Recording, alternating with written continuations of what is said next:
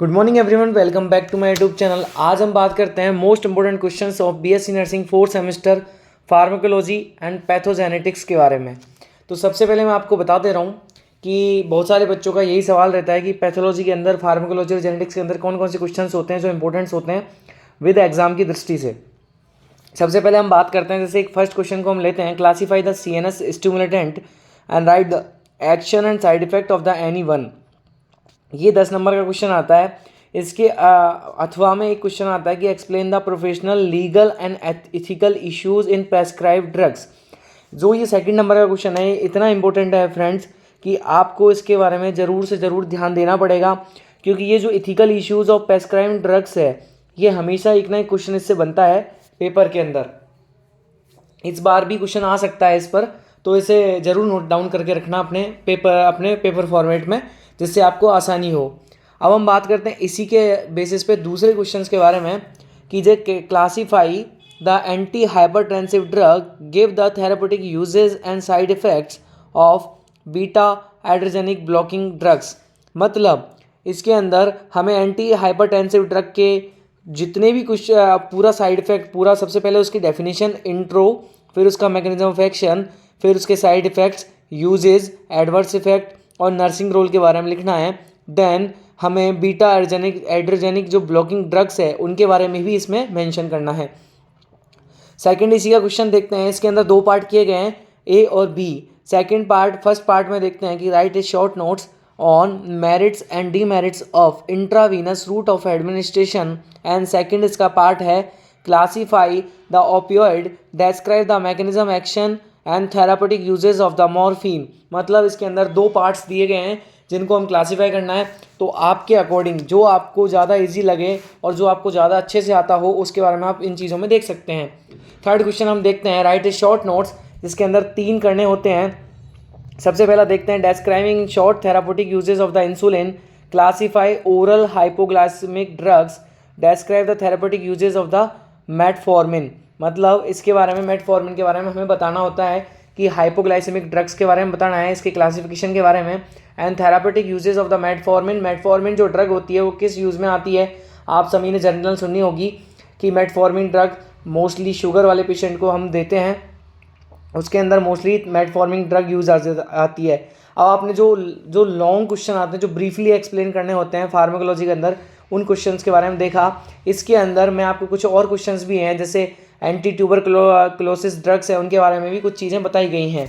अब हम बात करते हैं उसके शॉर्ट नोट्स के। सी पॉइंट में, difference between the pharmacokinetics and pharmacodynamics, right A 5 therapeutic uses and 5 adverse effect of the beta blocker. अब हम राइट ए शॉर्ट नोट्स, जो इजी शॉर्ट नोट्स होते हैं, लगभग 2 नंबर का, मतलब 6 नंबर का क्वेश्चन आता है, जिसमें एनी 3 करने होते हैं। जिसके अंदर सबसे पहला अगर हम देखें तो true drugs of angina pectoris, angina pectoris के 2 ड्रग्स के बारे में हमें बताना है। And side effect of the NSAID, non steroidal जो पूरा वो आता है, उसके बारे में हमें बताना है। अब बात करते हैं classification of the hypertensive drug. Classification जो हाइपरटेंसिव ड्रग का है उसके बारे में हमें इन्हें बताना है। और सबलिंगुअल रूट ऑफ एडमिनिस्ट्रेशन, जो सबलिंगुअल रूट है एडमिनिस्ट्रेशन का, उसके बारे में भी हमें इनमें बताना है। ये शॉर्ट नोट्स हैं, इनके अंदर 5 पॉइंट्स दिए गए हैं। जो हमने right a very short note होता है, उसके अंदर 5 पॉइंट दिए गए हैं, उनके बारे में हमें इसमें बताना है। अब हम बात करते हैं एंटी डायूरेटिक क्लासिफिकेशन के बारे में कि एंटी डायूरेटिक क्लासिफिकेशन के अंदर कौन कौन सी चीज़ें आती हैं, उनके बारे में हमें क्लासिफिकेशन के अंदर पूरा बताना है। इसमें सबसे पहले आप इसका इंट्रो लिखो, इंट्रो या तो डेफिनेशन लिख के इसका क्लासिफिकेशन लिख दो। ये सबसे अच्छा है कि आपको फुल टू फुल मार्क्स देगा वो एग्जामिनर। सबसे पहली बात, classification, mechanism of action, definition, intro, side effect, contraindication and उसके रोल्स ऑफ नर्सिंग रोल्स, इनको लिखना बहुत ज़रूरी है और एक बेसिक क्रम में लिखना ही चाहिए, तभी जाकर आपको फार्माकोलॉजी के अंदर नंबर मिल सकेंगे।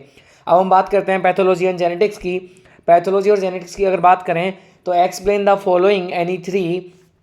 सबसे पहले हम बात करते हैं benign and malignant tumour cellular growth के बारे में।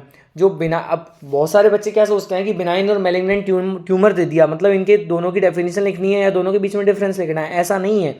बिनाइन एंड सेलुलर, जो मैलिग्नेंट ट्यूमर है, इनकी सेलुलर ग्रोथ के बारे में हमें लिखना है, क्योंकि वो एक ब्रीफली क्वेश्चन है, उसके अंदर कुछ पॉइंट्स दिए गए हैं जिनके अंदर 3 पॉइंट्स हमें करने हैं। डाउन सिंड्रोम है, analysis of semen sperm count है, एंड वेसिकुलर मोल्स। वेसिकुलर मोल से हमेशा कम से कम नहीं तो पर साल 1 साल छोड़ के क्वेश्चन आता है। तो प्लीज़ आप वेसिकुलर मोल्स को जरूर पढ़ कर जाइएगा, क्योंकि vesicular moles is a very important moles of the vesicles. इसके अंदर क्वेश्चंस आ जाते हैं जैसे हेमीप्लेजिया, पैराप्लेजिया, टेट्राप्लेजिया, इनसे भी बहुत बार जेनेट पैथोलॉजी के अंदर क्वेश्चंस बन जाते हैं। जैसे ब्रेस्ट कैंसर के ऊपर भी क्वेश्चन आ जाएगा, या और भी कुछ पैथोलॉजी के अंदर पैथोलॉजिकल चेंजेस के बारे में मोस्टली जो क्वेश्चंस आते हैं वो इसी से आते हैं। तो आप क्लिनिकल पैथोलॉजी और स्पेशल पैथोलॉजी, इन दोनों को तो आप जरूर से ज़रूर पढ़ के जाइएगा। स्पेशल पैथोलॉजी के अंदर आपने ये पढ़ ही लिया, जिसके अंदर BT, CT, blood clotting time, है ना, इन सारे के बारे में भी आपको पढ़ के जाना पड़ेगा। अब हम बात करते हैं अगले हमारे पॉइंट के बारे में कि describe the tuberculosis and describe it's pathophysiology. अगला जो क्वेश्चन है उसके अंदर कुछ पॉइंट्स दिए गए हैं। What is the pericardial effusion, pericardial effusion के बारे में आपको बताना पड़ेगा। And discuss the pathological changes of talking place and discuss the conditions. Write a very short notes on any 3 short notes में हमें करना है। सबसे पहला है mutation, blood group, CSF analysis के बारे में हमें इसमें बताना है। और मैं बात बता रहा हूँ जिसके अंदर सीमन एनालिसिस के बारे में भी क्वेश्चन आ सकता है। ब्रोंकियल अस्थमा के बारे में भी क्वेश्चन आया है जिसके अंदर पॉइंट्स हैं। ये कुछ इंपॉर्टेंट क्वेश्चंस हैं पैथोलॉजिकल उसके अंदर, क्योंकि इसमें जेनेटिक के क्वेश्चन भी दिए गए। म्यूटेशन किससे आता है? जेनेटिक से रिलेटेड है, और सीधी सी बात है जेनेटिक से रिलेटेड है। अब बात करते हैं हम जेनेटिक के कुछ क्वेश्चंस के बारे में, जिसके अंदर right a short notes on human genome project. Human genome project जैसे भी किसी बच्चे ने अगर नीट की तैयारी करी हो या 12th के साथ वो पढ़ा हो, बेसिक फाउंडेशन में आता है जेनेटिक्स, तो उसके अंदर आपने पढ़ा होगा ज़रूर ह्यूमन जीनोम प्रोजेक्ट के बारे में, और सेक्स लिंक्ड इनहेरिटेंस के बारे में पढ़ा होगा। Inborn error of metabolism very important है। इसके अंदर एक पॉइंट और है जो शायद मैं ऐड नहीं कर पाया, उसके अंदर जीन थेरेपी एक बहुत इंपॉर्टेंट पॉइंट्स है, वो भी आप जरूर से ज़रूर देख के जाइएगा। और माइटोसिस, मियोसिस, इन दोनों पर डिफरेंस आ सकता है। माइटोसिस के ऊपर क्वेश्चन आया है, मियोसिस के ऊपर शॉर्ट नोट्स आ सकता है। अब हम बात करते हैं right a short notes any 2, जो मतलब वेरी शॉर्ट नोट के अंदर आता है। उसके अंदर हम बात करें तो ब्लड ग्रुप है, ब्लड ग्रुप से क्वेश्चन आ जाएगा। ब्लड ग्रुप 2 बार रिपीट हुआ है, इसका मतलब ब्लड ग्रुप आप पढ़ के जाइएगा। और इन्फ्लामेशन और इन्फेक्शन के बारे में आपको बता सकता हूँ। और जीन थेरेपी का मैंने जो पॉइंट है वो वेरी शॉर्ट नोट्स के अंदर मैंने मेंशन कर दिया गया है। हेमीप्लेजिया, पैराप्लेजिया, टेट्राप्लेजिया, इन तीनों की डेफिनेशन आप पढ़ के जाइएगा। क्या पता वेरी शॉर्ट नोट्स के अंदर ये क्वेश्चंस आ जाए। एक डेफिनेशन लिखने से भी आपको 2 नंबर अचीव हो सकते हैं। तो प्लीज़ आप इन पॉइंट्स को ज़रूर पढ़ के जाइएगा, बिकॉज ये आपको बहुत ज़्यादा फायदेमंद होंगे।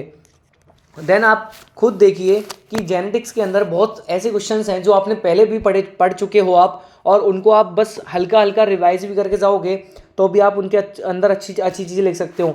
बहुत सारे बच्चों का ये भी सवाल होता है कि सर हम पैथोफिजियोलॉजी को कैसे लिखें। पैथोफिजियोलॉजी के अंदर वो बोलते हैं कि पैथोफिजियोलॉजी और पैथोलॉजिकल चेंजेस क्या सेम है?